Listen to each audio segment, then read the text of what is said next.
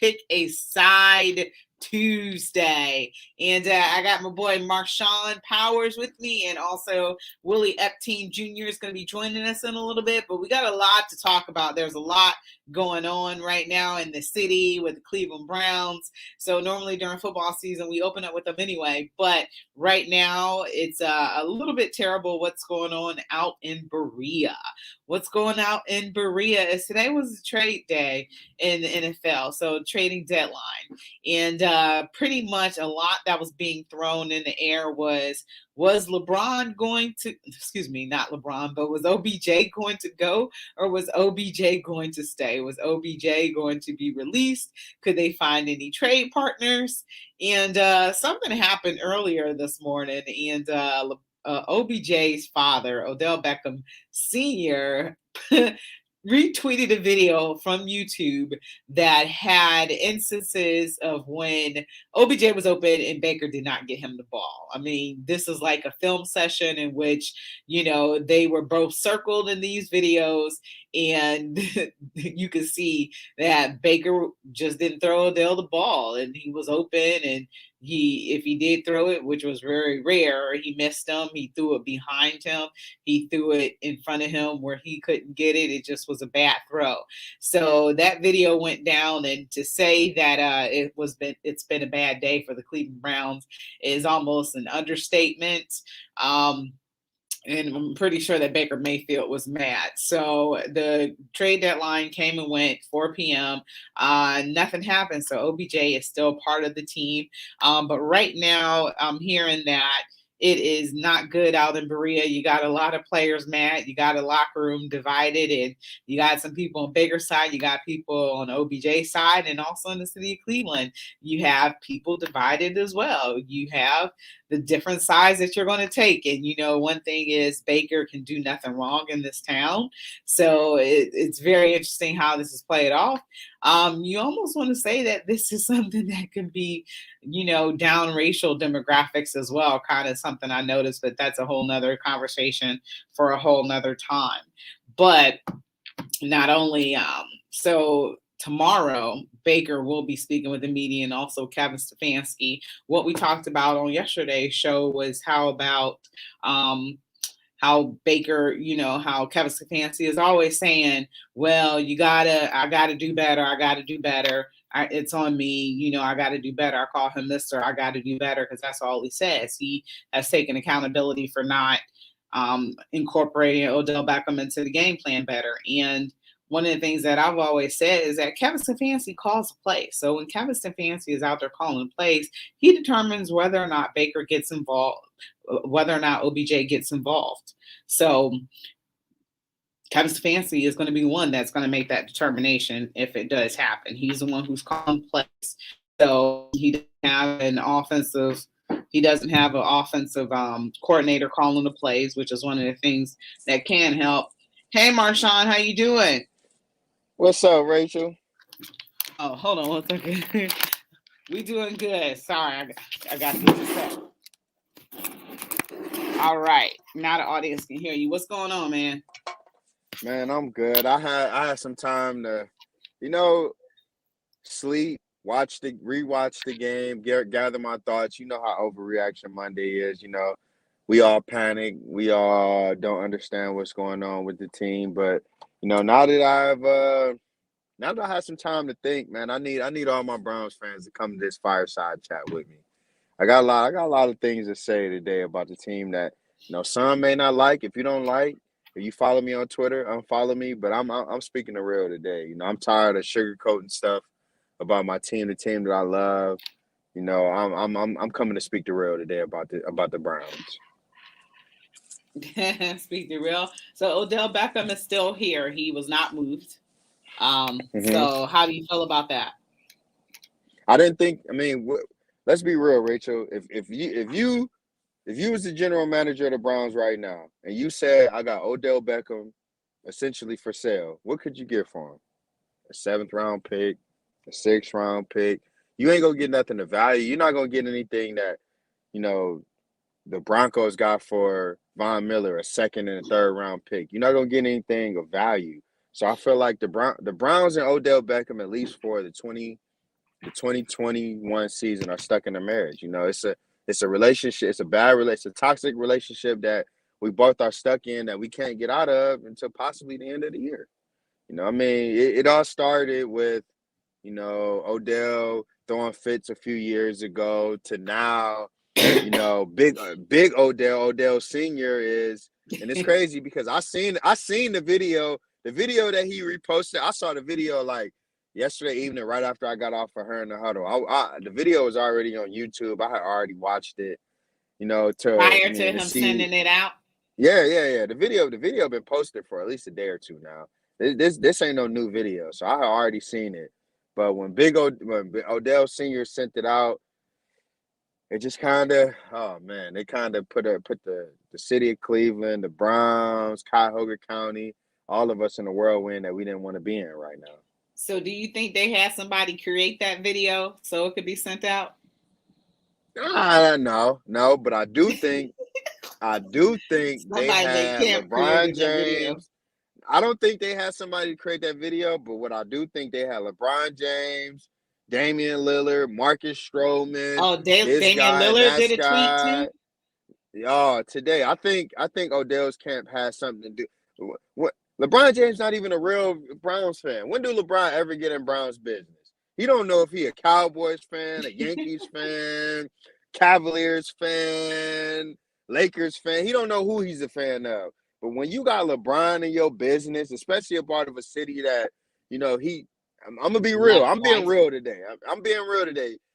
Cancel me if anybody feel. But LeBron James don't give two cares about the city of Cleveland.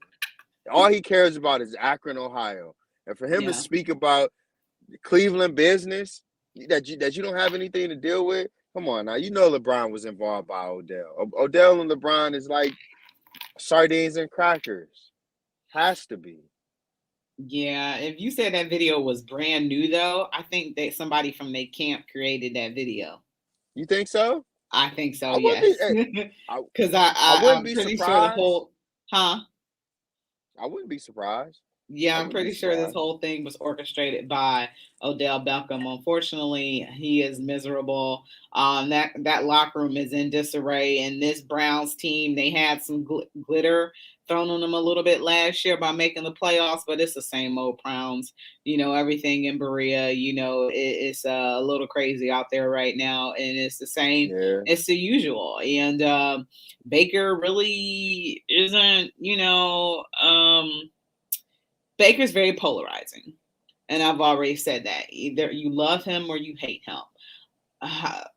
Who Baker is the Baker that you saw treating the media in a certain way. Exactly the guy who, I mean, don't get me wrong. Tony Grossi. I wasn't gonna speak his name, but Tony Grossi is a staple in the Cleveland media, whether you like it or not. But for him to couple years ago, go at Tony Grossi, who's been here, that kind of shows you who he is. That kind of shows you what type of guy who he have. Baker Mayfield walking into Cleveland, just not understanding the city, like not understanding like what we've been through, coming in here thinking that he's gonna be Jesus the Savior. It should have showed us then, like, man, this guy's coming in thinking he can turn. He was. Yeah. I mean, it's called don't get me wrong. Yeah, it's humility. But, how many guys that came into Cleveland besides LeBron James and it turned silver into gold? Not many.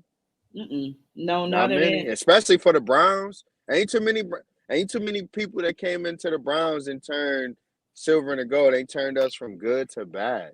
And that's what we need right now. We need somebody who, if we going through adversity, pull us out of it. Like right now, the Browns are going through adversity.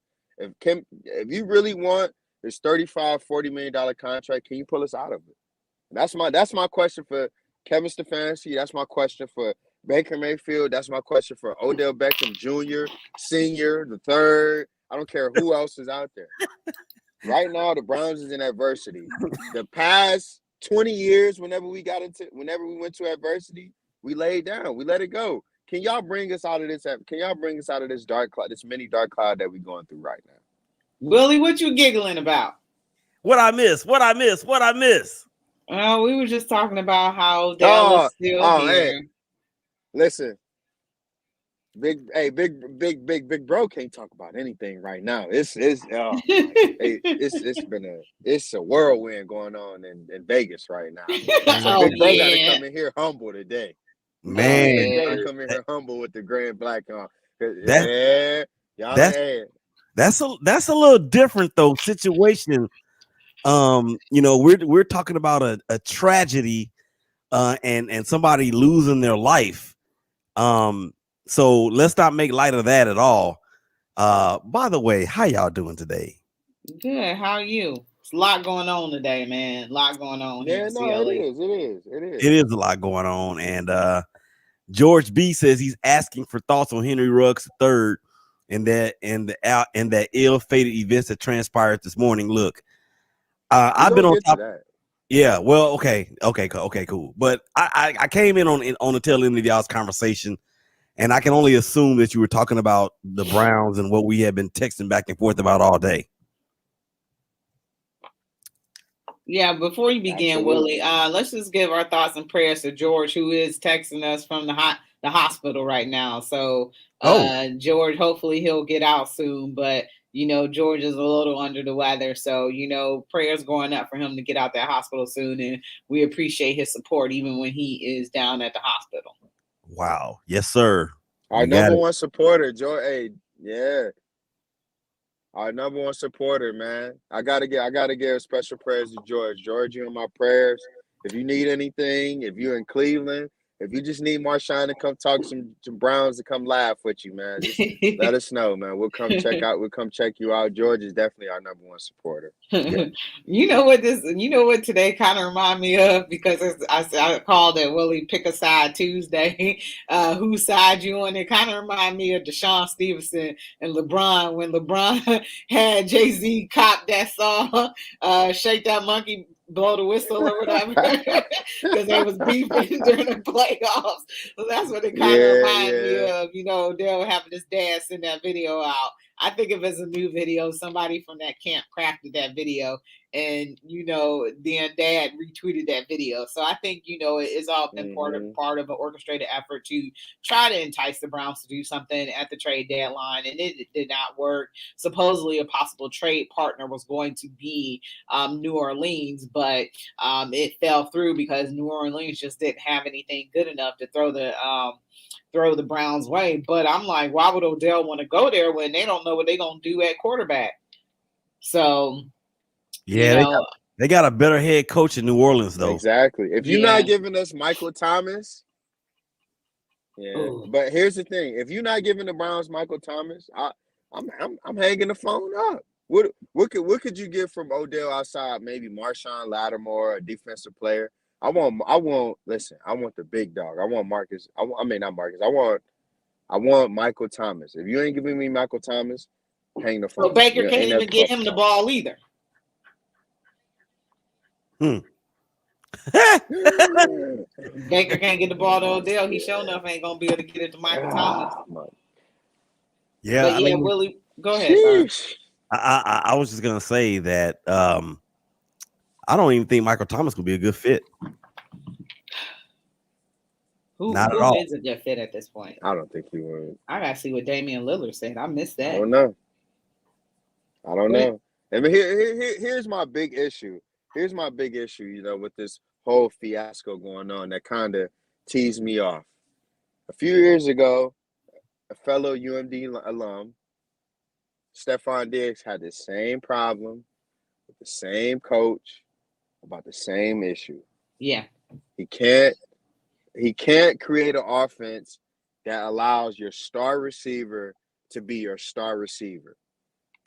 If it, I don't understand. I don't know if it's Stefanski, or if I don't know if it's the offense, or if I don't know if it's just him being stubborn. But you got a guy in Odell Beckham. Granted, I'm gonna get to Odell about dropping balls and all like that. But you got a guy who is great. Let him be great, and we have yet to allow him to be great because we want to run 5-yard hands, 5-yard outs, 10 yards, and come back. Like, we have yet to allow Odell to be who he was in New England. I mean, not in New York, but I know we're going to break.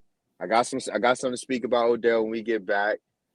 And I want to answer your question that you just already answered too. All right, it's break time. I'm sitting up here looking and seeing what these basketball players say so I can read this off on the show. But we're going to take our first break really quickly. You're listening to Her in the Huddle on WOVU 95.9 FM on Pick a Side Tuesday. We will be right back. Hello, this is News Director Trey Modlin. On November 10th, WOVU 95.9 FM, the United Way of Greater Cleveland and the Cleveland chapter of the NAACP will bring you the 11th and final installment of the Cleveland Consent Decree series on the topic of community engagement, recruitment, and diversity. Learn how the Cleveland Division of Police will address these areas, plus ensuring officer safety and accountability, and promoting constitutional effective policing. It will be moderated by Darielle Snipes, a multimedia journalist for the CMSD News Bureau. For more information and free registration, visit UnitedWayOfGreaterCleveland.org. That's UnitedWayOfGreaterCleveland.org for the 11th and final conversation on the consent decree. We will broadcast it live right here on WOVU 95.9 FM and stream it on WOVU.org and on our free mobile app. Join us on Wednesday, November 10th from 6 to 7:30 p.m. on community engagement, recruitment, and diversity, because together we have elevated change in the community. Thank you again to the United Way of Greater Cleveland, the Cleveland chapter of the NAACP, and all the partners that made these discussions possible. We are WOVU 95.9 FM, Voices United, a Burton Bell Carr community radio station.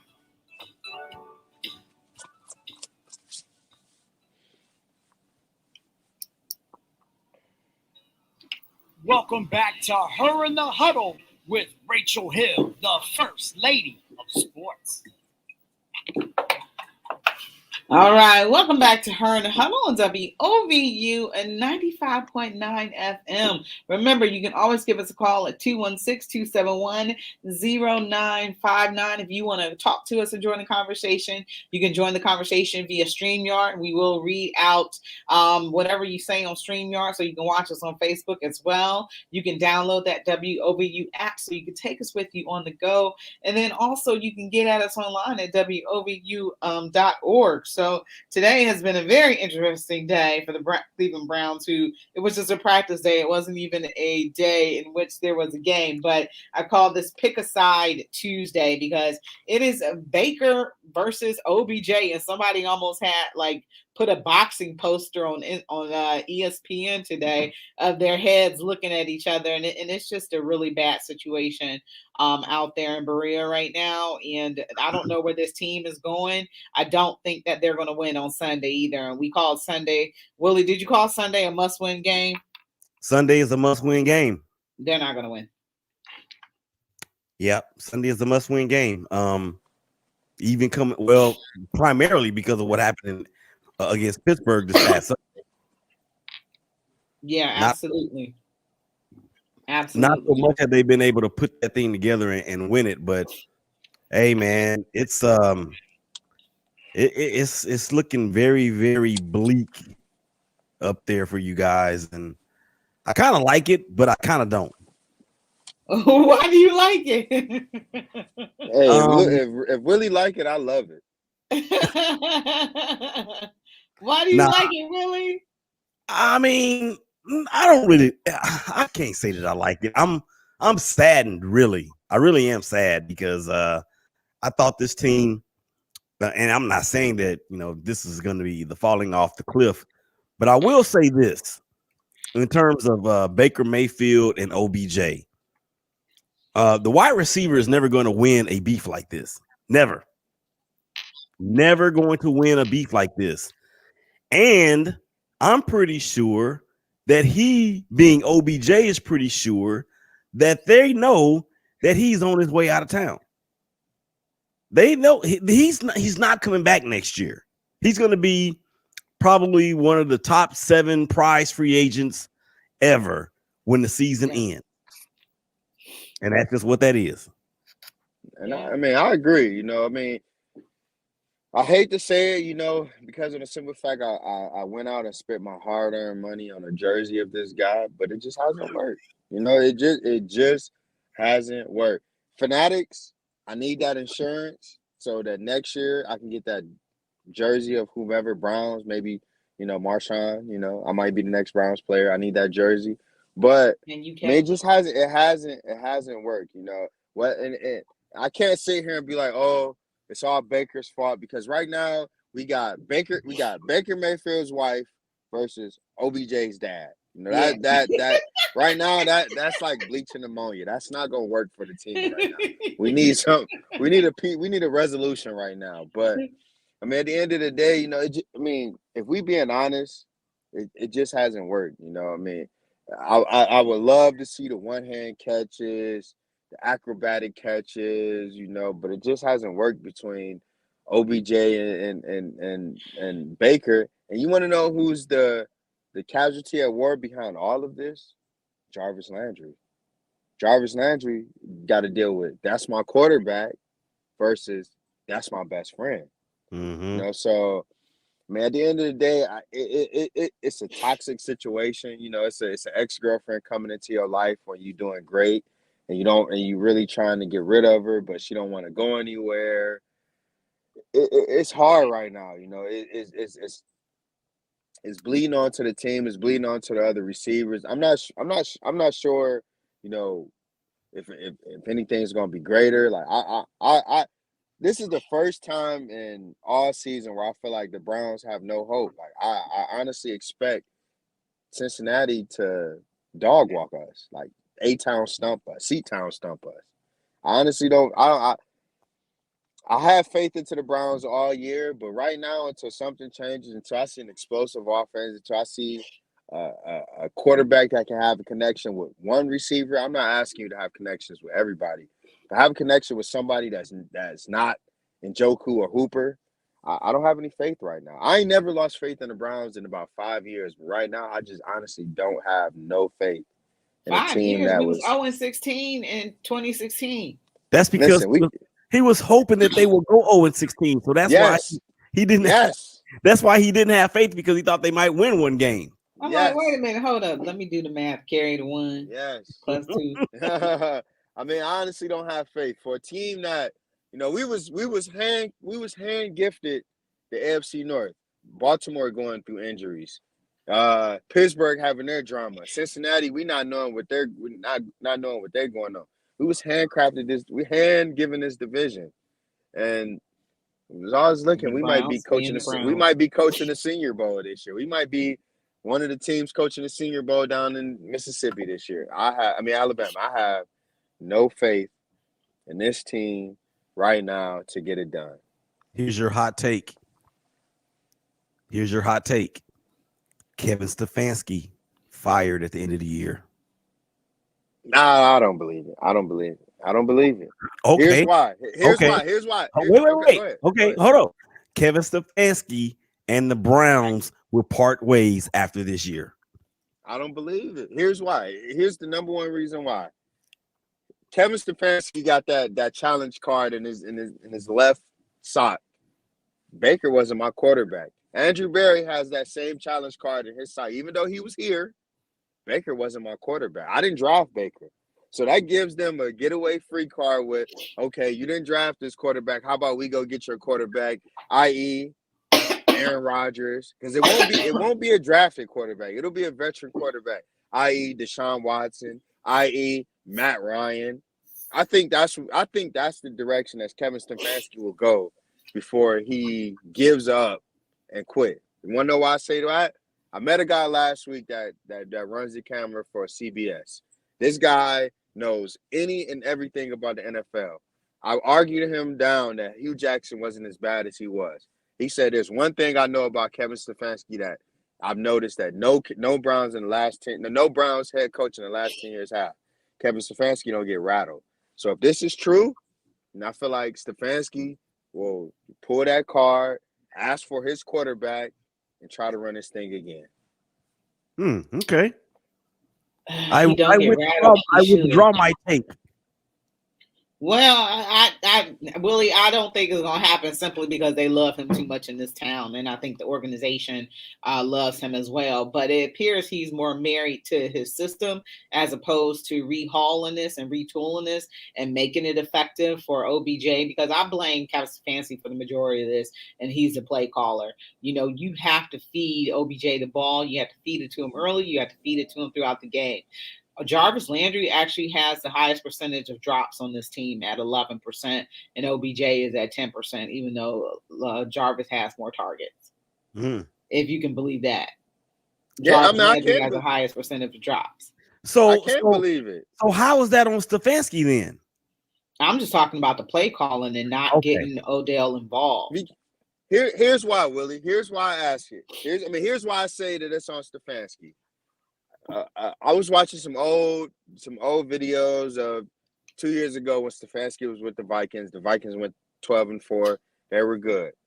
There was about 6 plays on the year where it was a scheme play where Kirk Cousins had Stephon Diggs wide open, wouldn't throw to him. You know who he threw to? A check down man, Rudolph, C.J. Ham. Your running back, things of that nature. So just going off the fact that Stephon Diggs complained about this same type. I can't fit in with this offense. I only could believe that maybe it's the scheme. You know what I mean?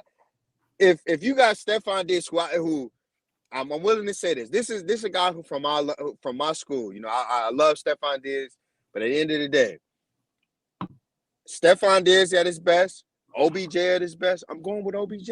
I feel like OBJ at his best is much better than Stephon Diggs at his best. So what I seen with Stephon Diggs when he had 100+ receptions, 1,400 yards, and 10+ touchdowns, I believe that you can get that from OBJ in a different system. Well, we've seen it. We've seen it. And Yeah, you answered your own question when you said, or when you asked, why isn't this way? And then you proceeded to go right into your answer. So Stefanski is the common denominator. I think so too. But also, but also think about, you know, with Baker, when plays, you know, break down and all that other stuff, and he got to improvise as well. You know, I mean, I watched part of the video. I didn't watch the whole video because I was at work when everything broke about Odell's dad tweeting out a video. I still can't believe he did it. But, you know, you see how, you know, OBJ is blatantly open and Baker just doesn't throw at him or does whatever. And I mean, it's just, you know, if it's glaring to all of, you know, glaring to us, it's got to be glaring to OBJ too. And, you know, I feel sorry for him, you know, because I think about, you know, I think that he wants to be successful. He wanted to resurrect his career here. He never saw himself being traded. He don't want to be traded. He didn't want to be traded. Remember when he first came here and he was like, you know, New York sent me to Cleveland. What? So they thought my career would die. You know, I think he wants to be successful here and he wants it to work and he wants this team to be a championship team. And Baker just kind of got his own agenda right now. And Baker's not really well liked. Like I said, he's a very polarizing person, but he's not very well liked as well, too, because he plays a huge role in this as well. Because the ball is in your hand, you can always call an audible. You see different coverage of, but you know, unless you don't have the authority to do that. And I would think by now he would have the authority to audible. Yes, Willie, with your hand raised. Yes, so Marshawn said earlier that Stefanski and what's the GM's name again?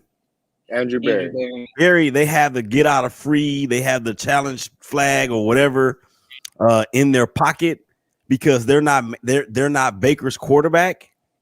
So they have not they did pick up his 5th-year option, correct? Yes. But they have not signed him to a longer term deal. Correct. How would y'all see this happening? That they do not sign him to a long-term deal. They actually let him walk and re-sign OBJ to a 1-year deal and go out and get a veteran quarterback. I cannot listen. Or here's the thing that I've been sitting on that could work, but possibly could work. Who's to say OBJ signs a 1-year prove-it deal. You want that big contract? You want to sign that $20-25 million contract? You prove No, it. We he get want you a new 35, quarterback. 40. No, I'm talking about OBJ. We're not talking about Baker. I'm saying Okay. specific to OBJ. You want that second contract? You feel like Baker's the guy? You feel like you bigger than Baker? Okay, we'll prove it. If Jarvis is the one of the faces of this team, and Jarvis got a voice, and if OBJ can get through Jarvis, say, hey Jarvis, we need a new quarterback. The Browns get a new quarterback, and let's say Deshaun Watson, Matt Ryan, those natures, and they ball out. How many people? I mean, I think a lot of people here be eating their words. I don't think, me personally, I don't think, I've never considered OBJ the problem. I don't think a wide receiver could be the problem of your team. I mean, granted, T.O. had a few problems, but I don't think a guy of his stature, of OBJ's stature, could possibly be the problem of not being able to get open. Granted, he drops a lot of balls, but that's probably about 25% of it. 75% of it has to go the other way to the quarterback who's been.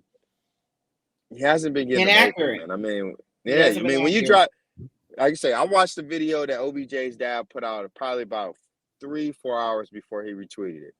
You know, when you see 14 minutes of OBJ wide open and not being able to get the ball to him, you know, it only can make me side with OBJ. As much as I'm gonna criticize OBJ, man, you know, you out here catching balls with one hand and dropping them when we need you to. But at the end of the day, you know, like you see him open way too much. That's on Way too Stefanski, man. much. That's on Stefanski.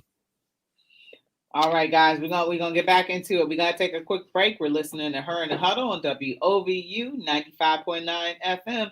We will be right back. Did you know that COVID-19 long haulers make up 30% of all people infected by COVID? COVID long hauler.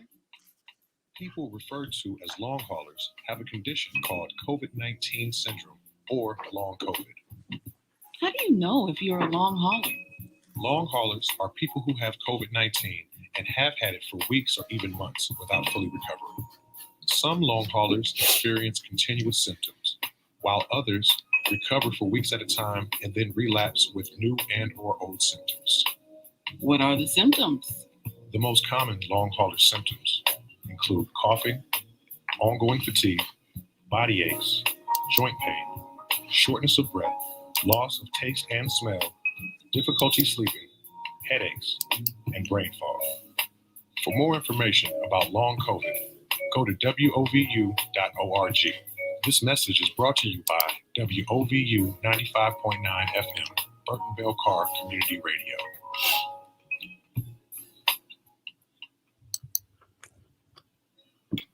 Welcome back to Her in the Huddle with Rachel Hill, the First Lady of Sports. All right, welcome back to Her in the Huddle on WOVU and 95.9 FM. And did you guys notice at that end of the game against Pittsburgh and that one pass that everybody saw about with the alligator arm, that Odell was going to get lit up by about 4 DBs and right there in the middle? And Baker, you know, that's your quarterback. He leading you into danger as well. I don't know if I would have caught it as well because he would have got toe up. Yeah, Willie, especially why you shaking your head? No way, Jose. Look, that's like lacing somebody's house with a bomb and then walking them in there. Yeah. Odell was trying to. I mean, Baker was trying to get Odell killed. Especially, let's go back in history. You know, Odell got one of his first major injuries in preseason here in Cleveland. You know, then you got 2 major injuries again while you playing for the Browns. You know, hey, it's a business decision. I understand. Remember when he tore that ACL? Baker had threw that interception because he threw the ball behind him. Goodness. And Odell went to tackle. He was trying to tackle the dude. Yeah. How do you get injured? How do you injure your ACL on a ball that was intended for you and you wind up making a tackle on? How does that happen? Only in Cleveland. Because that ball would have been 6'6". We didn't have too much fun talking about Cleveland. I think we need to move to Sin City a little bit. Willie over here having too much fun. I think we need to move to Sin City right now. Willie, what's going on with the Raiders, man? Well, I mean, in other news, the Raiders released Nathan Peterman today. Y'all know who that is? The greatest backup quarterback of all time. Yeah, what school did he go to? Not Ohio State. No, it wasn't Ohio State. I can't remember what it was, but I want to say we don't care. Was it Well, you asked me. You asked me what was going on with the Raiders. I have no idea. What school did he go to? I have no idea. I think it was an ACC school. I'm Talladega Tech. Talladega Tech. No, but I mean, in all seriousness, I mean, this news about Henry Ruggs III is very, very sad. Not simply because of his football career being in jeopardy, but more to the fact that somebody died, man. Somebody died as a result of him allegedly being under the influence. And if you guys remember that piece that CBS did on HR3 when he was with Alabama, his best friend was killed by a drunk driver. Oh, really? Yeah. And he actually has to do, I think he has his name or jersey or I'm sorry, jersey number or something tattooed on him about that. And they did and it was a tear-jerking piece because he's like, yo, I've never gotten over this. And then, you know, you fast forward to him now being 22 years old and really, like you always say, Rachel, a person's mind doesn't fully develop until they're 30, almost 30. Here he is, 22 years old, seemingly has the world at his fingertips, and he does this or this happens, you know, and the everlasting effect on that victim's family reverberates. It will reverberate until the end of time. Go ahead, Marshawn. No, I was saying it's just pain that, I mean, I hope I never have to feel. It's pain that I pray that, you know, not only the victim's family, but Henry Ruggs' family. You know, you look at a guy who, I mean, he made it all the way to the NFL. His family is looking at him as kind of a support system.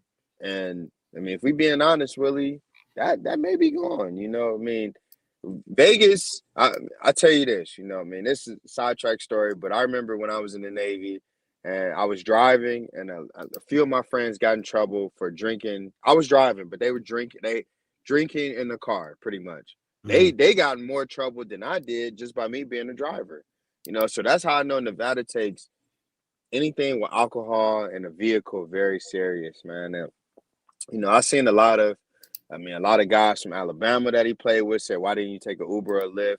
A lot of guys in the league that asked, why didn't you take an Uber or Lyft? It's just, it's a sad story on both ends, you know. I mean, Henry Ruggs I felt like he was a few years away from being a breakout player. And now to have your career potentially be over. No, I mean, granted, we all remember the Dante Stallworth story down in Florida when Dante Stallworth accidentally killed a guy, vehicular homicide. Mm-hmm. Dante Stallworth was lucky. I can't say that about this guy. I can't say that this guy is going to be able to walk away, tell his story, and be able to play another down in the NFL. Well, history has told us, in you know, keeping with the sport. Let me just make this announcement because I don't want people to start saying, "Well, they're making light." I don't want to hear it. So we're going to keep this on the side from the sports perspective because we talk sports. Mm-hmm. Nobody is downplaying the importance or the criticalness of that man or that woman losing his or her life. We're not downplaying that. They already have our heartfelt prayers and thoughts and well wishes and everything else.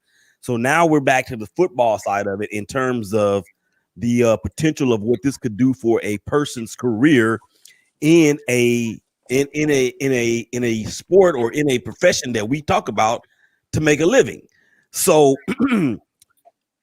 history has shown us that, you know, players have been able to get back into the league after doing something like this. There was Dante Stallworth, there was Leonard Little, there was Josh Brent from the Dallas Cowboys. I actually think there's been somebody else too, but I can't remember who it was. So, history has shown that this is not really the end all be all. And then on top of that, I mean, we got to let the investigation itself play out. They're saying that he was under the influence. Now, driving under the influence and driving while intoxicated is not the same thing. He could just, I don't know, he could have, marijuana is legal in Vegas. He was drinking alcohol though, right? Yeah, he was drinking alcohol. That's a DUI. I mean, I tell you this. I don't think marijuana will have you running into the back of somebody. Granted, marijuana has effects on different people, but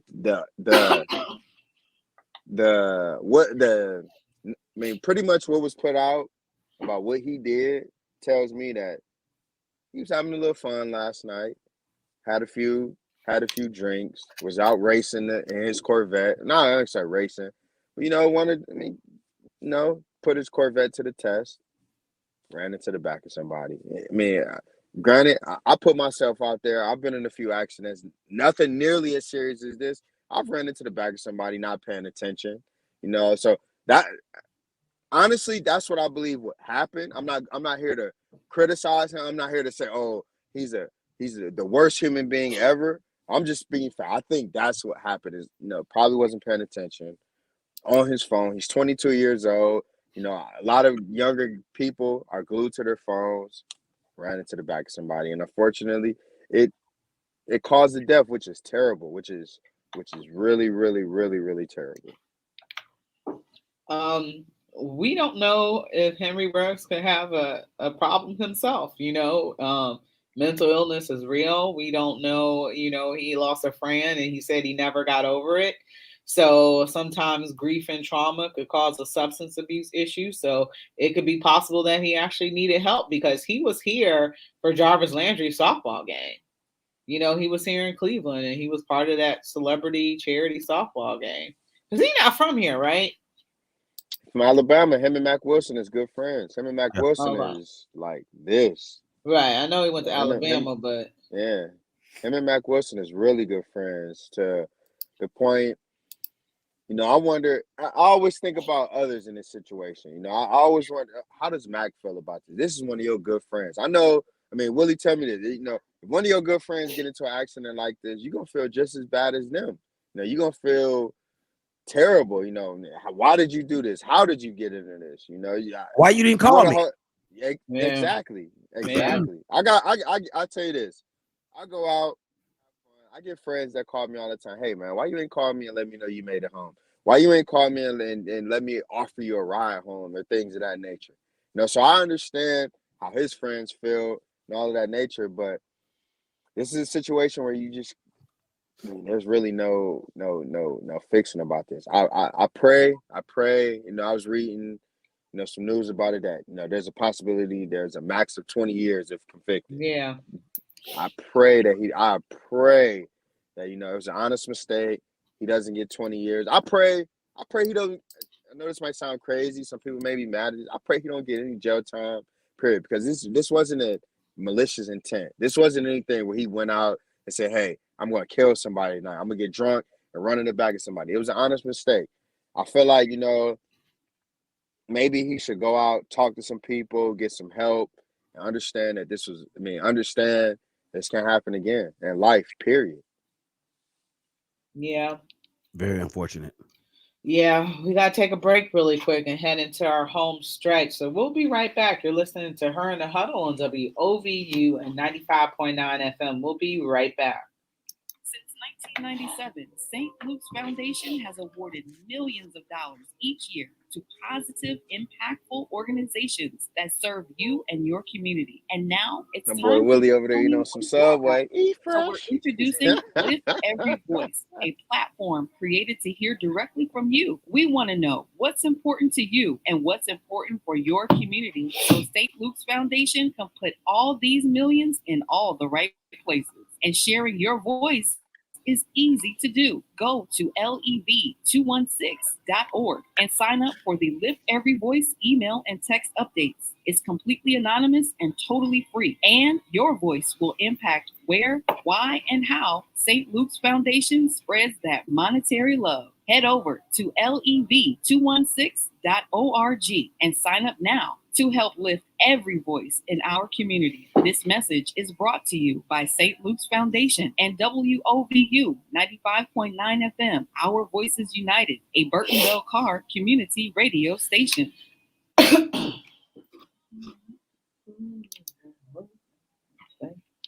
Welcome back to Her in the Huddle with Rachel Hill, the First Lady of Sports.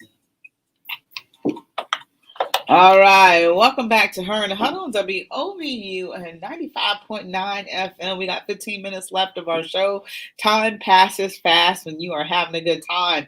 Fellas, let's talk about these Cleveland Cavaliers right now. Hey, if the playoffs started today, guess who would be in a play-in game? Would they be in? Would they be in? They'd be the 10th seed. Would they? Yeah, they'd be the play-in. That's a play-in game. Yeah, you're right. Yeah. They'd be in the playoffs, man. How about the Cleveland Cavaliers right now? Huh? If we played today, who would they plan to play in right now? I forgot the other team. Charlotte? No, we'll cook Charlotte. We'll cook Charlotte. Last night. We'll cook Charlotte. I don't know about we'll cook Charlotte. And this is only guessing that we got a healthy team. You know, you got Okoro and all like that. I think one game. All I got to do is put my chips on the table for one game. I think they would cook Charlotte. But catastrophic injuries. Go ahead. I'm gonna let Willie go first. I always go first. I'm gonna let Willie go first on this. Let me ask y'all a question about that. Yeah, they would actually play. No, they would play the Hawks. Oh, they would play the Hawks. They beat the Hawks. If I'm looking at it right, what do y'all think about the play-in game being in a neutral site? I like it. I love it. All playoff games should be at neutral sites. No. Every sport. You have crossed the line. Like last year's World Series at a neutral site for everybody. No, that's crossing the line. Man, because I firmly believe if the Browns played that game against Kansas City and Cleveland, they would have won. That's not a neutral site. That ain't no neutral site. I know. So that's why I want neutral sites. How did we get back to the Browns? I thought we had moved past the Browns. I know. I'm just saying. Rachel feelings is hurt. We took that L. Rachel, man. Yeah, I ain't got over it. Y'all know I can hold the grudge for a minute. I ain't got over it. I still hate John Elway, Willie. From when I was a kid. I was a kid when this happened. I know. It's just something that happens when you're born in Cleveland. You just know you hate John Elway. You don't know who he is. Well, I was old enough. I watched the games.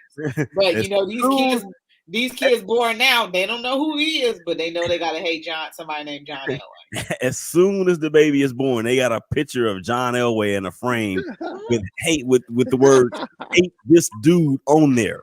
Yeah, during Michigan week, when the babies are born and at Ohio State, Ohio State beat Michigan blanket. I like whatever. those. So I like that. Yeah. As soon as they come out, they know this is what's up. This is your birthright.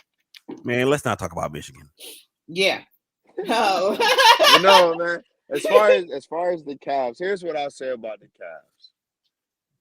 I like Mobley. I like the Mobley and Allen connection. I didn't think it would work at first, but you got a guy at Mobley who's not afraid to play defense on anybody 1 through 5, and then you got Allen who's I used to call him a Rudy Gobert. What is Walmart's name? Great value, but I think we're gonna have to upgrade that from great value to the Whole Foods version of Rudy Gobert, a little bit more organic. I still think Colin Sexton, his fit is a little off, but I think if the Cavs was to find another guy that played on the wing, a 3-point guy who wasn't scared to play defense, this team is already exciting to watch. The Cavs went from a terrible team to watch to an exciting team to watch. Now we're waiting on them to be a playoff team. Honestly, I feel like if they make a trade for a wing player, they might get about 35, 40 games out of me to watch them. What's wrong with Kevin Yeah. Love? Oh, COVID protocol. No So he probably comment. got COVID. No comment. Oh. But even he had been playing decent as well too, and actually being a true veteran and showing some leadership for the first time.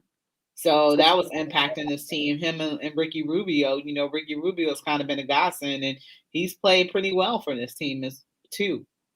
So you're getting a lot of surprises from places that you wouldn't normally think. You know, Isaac Okoro is out, so hopefully he'll be back soon, because that's one of our main defenders. And, this team has actually been playing defense. Getting that win over the Hornets was huge because they lost in that home opener versus the Hornets, but they was able to get them back. And, that's definitely a good thing. So I'm looking forward to, the Cavaliers and what they could possibly do because they, I don't think they're going to be great, but if they could, be in a playing game, that would show that they're on track and progress because it's going to take about 3 to 5 years to rebuild.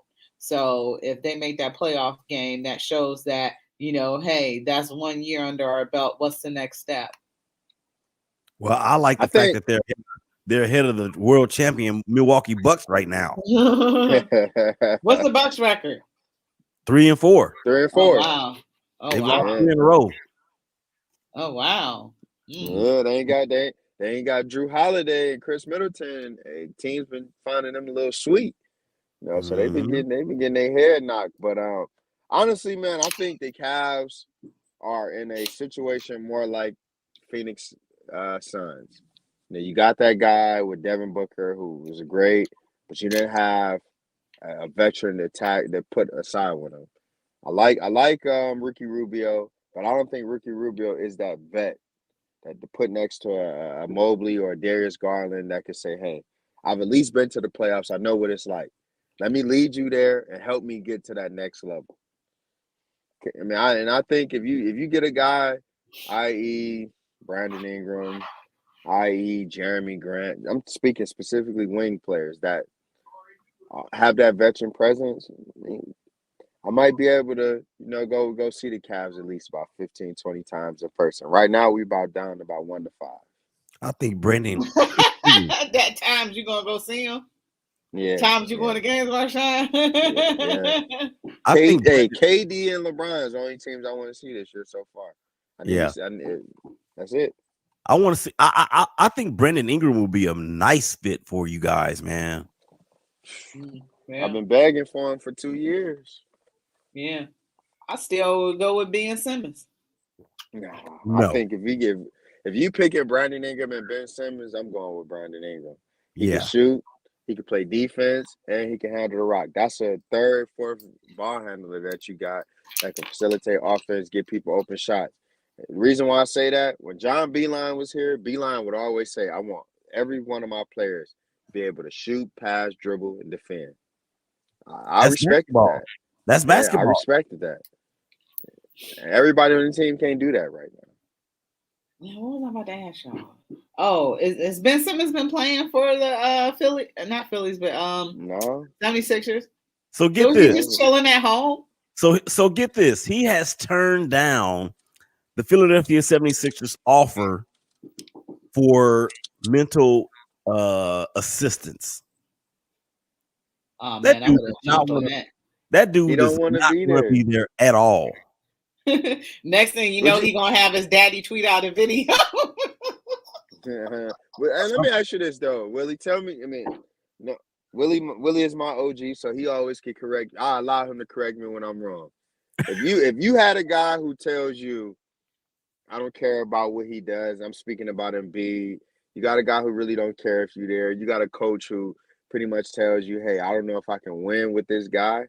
Man, I know we're supposed to be a little bit more mature, be a little bit more harder in the sense, but I mentally I couldn't play for no guy like that.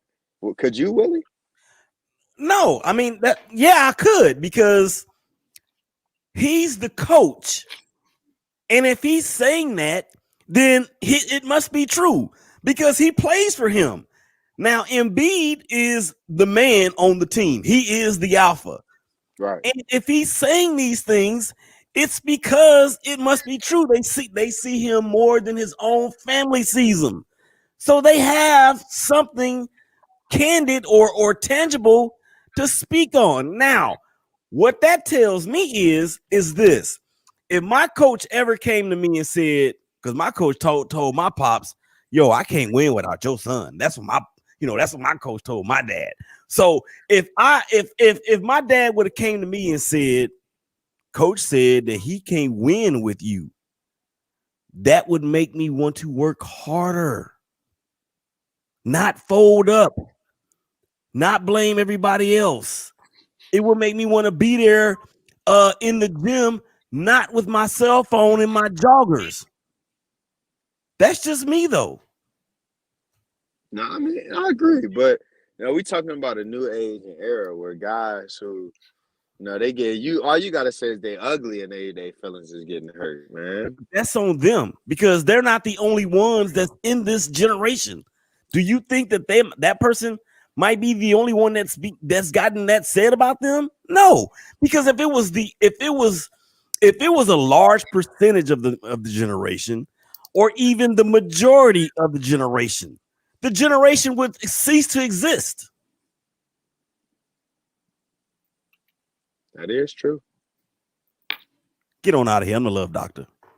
Yeah, you pulling out that you do your counseling and all that other stuff because I'm like, whoa. I'm just saying, a coach is supposed to coach you up, not coach you middle or coach you down. His job is to make you the best you that you have ever seen. Kevin Stefanski talking about you. She can't leave them Browns alone, really. Can't do it. Won't do it. Can't do it. I can't. But wow, we got 3 minutes left though. Tonight, your World Series picks. Does Atlanta close it out in Houston, or does Houston survive? Because when Atlanta hit that grand slam, I was like, man, Houston toast. I know, they right? came back, man. Dusty Baker said, his team does not ever panic. They never panic. Is that because they cheat so much?